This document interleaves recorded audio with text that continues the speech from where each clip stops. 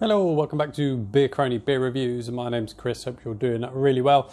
And tonight's video we've got three beers in one video. So I'm not going to spend mass amounts of time on them because I don't want the video to go on for ages and don't want to bore everybody. But we've got three lagers to do. We've got three lagers, we're going to do a side by side, not blind tasting them, just doing them side by side. So the first one we've got is a 500ml can of Carlin. Carlin Original Lager from Burton-on-Trent. Coming in at 4%. It's been around a long time, hasn't it, Carlin? Certainly been around many years. Used to be called Carlin Black Label when I was young. Then we've got the good old traditional Foster's. Crafted to refresh, apparently. Crafted to refresh for the thirsty. A quality lager beer. Also coming in at 4%. So Foster's, we all know Foster's. It's been around forever. Carlin and Foster's, I cannot remember the last time I drank those. We're talking years, absolute years since I last had either of those two. And then we're going to run it up against the Brewdog Lost Lager, which has been around for a little while, the Brewdog Lost Lager. And that comes in at 4.5%. So Carlin and the Fosters, we're all well aware of those, aren't we? Brewdog Lost Lager, we're probably fairly familiar with that by now. And the Brewdog Lost Lager gets massive amounts of grief on the social medias. And I can understand some of it. Most people say it's absolute crap. But I think people might be missing the point of this. And the reason I'm comparing it with Fosters and Carlin is, I say some people, not everyone is missing the point, but some people. So I've got it up against Foster's and Carlin, excuse me, because I think that's the market Brewdog are going up against with this. That's who they're trying to compete with that. Hence the price of this stuff. I think you can buy 10 cans for 12 quid, and then obviously Foster's and Carlin are similar prices in terms of their multi-packs as well. So that's who Brewdog are going after on the lager market. They're going after the big macro breweries, aren't they? They're going after the likes of Foster's and Carlin and Carlsberg, and they're trying to enter that market. So I don't think you can call this craft, if you like, a craft lager, a craft beer. I wouldn't put it in that bracket because they're just producing a straightforward lager that's going to compete with Foster's, Carlin and Carlsberg. So they're trying to tap into that market. They're just trying to be massive, aren't they, Brewdog? They're just trying to go for world domination, aren't they? You know, they're probably on the verge of losing that sort of craft status that they have with how big they are and how many breweries they've got around the world. So to give it a hard time, probably a little bit unfair, but when you look at the price of it, because it's in the same price bracket now as these, and you know the sort of deals you can pick up Foster's and Carlin, and they're putting that in the same bracket. So I think that's got to be taken into consideration when you're looking at the taste.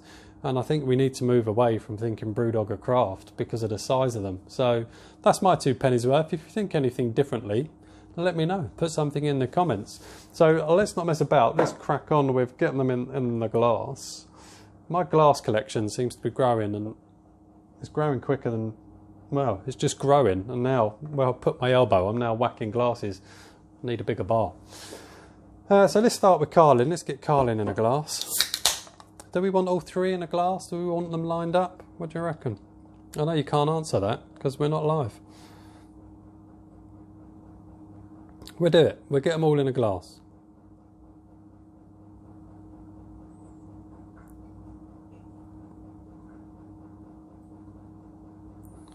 Nice foamy head on that. So that's the Carlin. As you can see, there it is. Golden colour, nice head, 2-finger head, quite tight, foamy. So that's that one. My wife doesn't drink beer,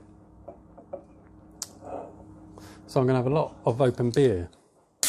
Let's do the Foster's.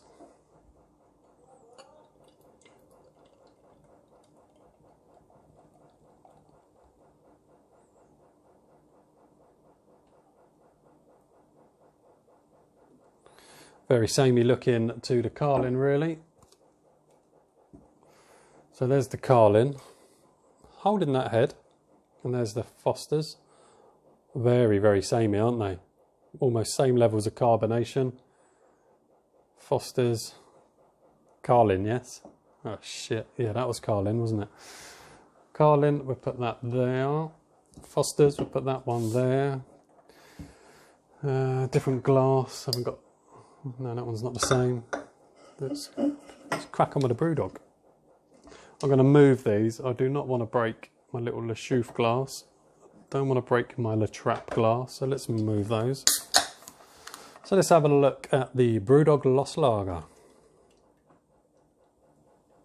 Looks lighter in colour. More of a straw colour.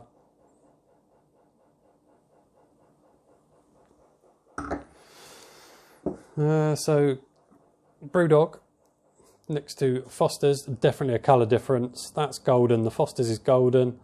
The Brewdog Lost Lager, more of a straw colour, isn't it? Quite clear. Let's compare it to the Carlin, which is going to be very similar to the Foster's, isn't it? Yeah. So yeah, but a big colour difference in the Brewdog Lost Lager. Big colour difference. So that's those three lined up. Let's start with the Carlin. I'm just trying to get through this quite quick. I don't want to do a long video.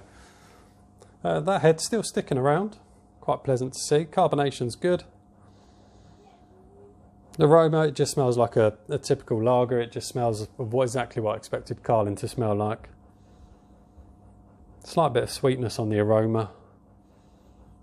Maltiness. It's alright. Just smells like a lager. It just reminds me of being in a pub. It smells like a lager. Let's see how she tastes. Cheers.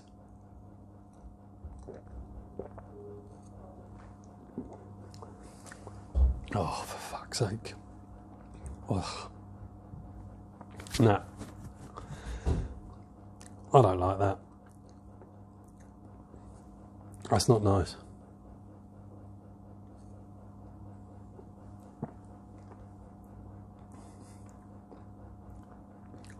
Bit watery. Don't like the mouthfeel. It's not got a good mouthfeel. Big levels of carbonation. It's biscuity, slight citrusy, but the mouthfeel's not nice.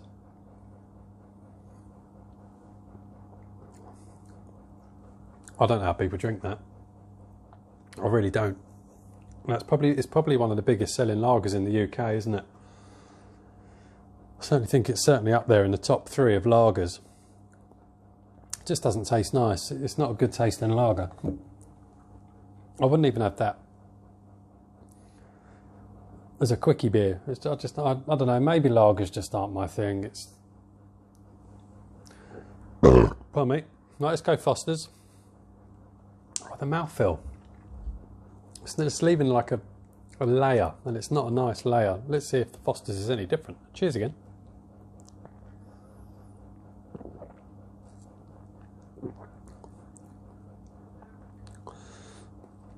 That's better than the Carlin.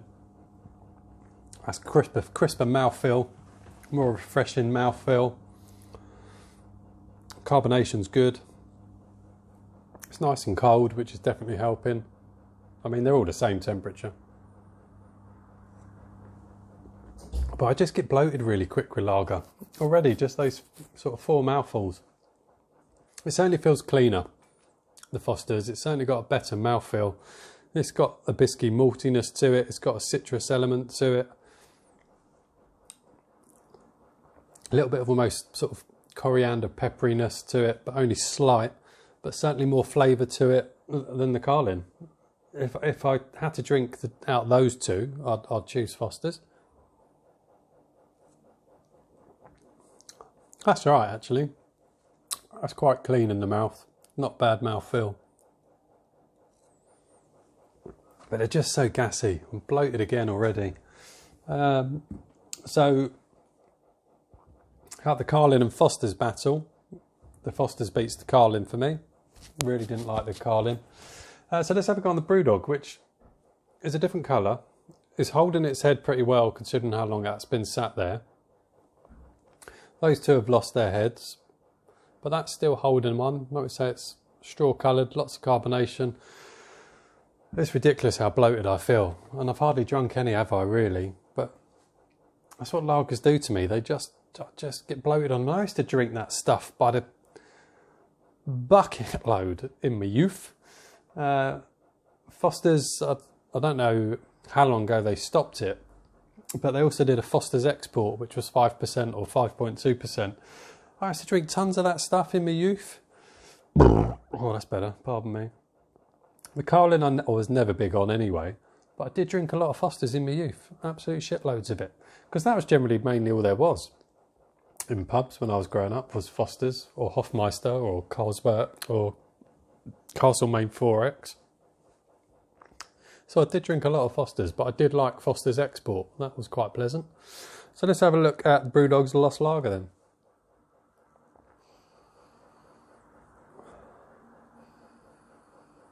There's a bit more going on than the aroma. It's definitely sort of a peppery ting to the aroma.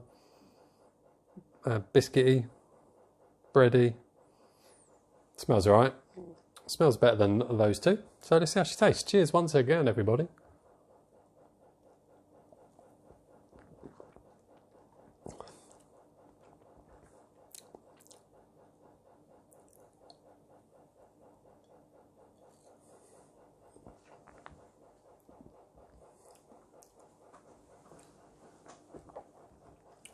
Right, I just want to make it clear, I'm not a Brewdog fanboy. I have criticised Brewdog in the past in certain videos. I've done a few Brewdog things, and some I've liked, some I haven't. I generally prefer their stouts. But that is miles better than Foster's and Carlin. Absolutely, and I have to be honest, there's no other way of doing it. You know, I have been critical of Brewdog in the past, but that is definitely better than the Carlin and the Foster's.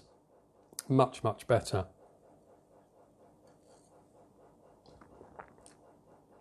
It's got a good mouthfeel. It's got a nice sort of, a nice bitterness on the back, which is nice. It's really bready, really bready. But it's got some nice citrus elements to it. That bitterness on the back end is a peppery bitterness, and it works really well. It's really quite pronounced on the back. Not fiery pepper, but it's got that peppery bitterness feel. Doughy, citrusy elements to it, and a nice peppery, almost bitter finish on the back. It's clean, it's crisp in the mouth. That is, to me, way above Carlin and Foster's, way above.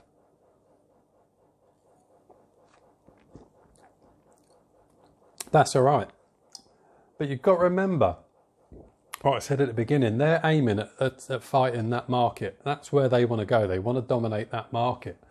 So, and it's cheap, really, isn't it? You know, if you're a 10-pack for 12 quid, and that is in the price range of Foster's and Carlin. That's who they're going for. So based on that price, it is a good lager for that price. I'm not disappointed with it. Would I drink it again? Yeah, I would. Would I drink that on a hot summer's day? Round a barbecue, just want a straightforward, easy drinking lager. That I'd go to over the Foster's, Carlin and Carlsberg. I didn't even bother buying because I just think that is absolute piss. So I'd go with that. I'd go with the Brewdog. The Brewdog Wins. Brewdog Wins out of 3 of those. That's not bad. Yes, there's probably better lagers out there, but you're going to pay for the better lagers. Think about the market that Brewdog are throwing that at. It's better than those. Let's try Foster's again.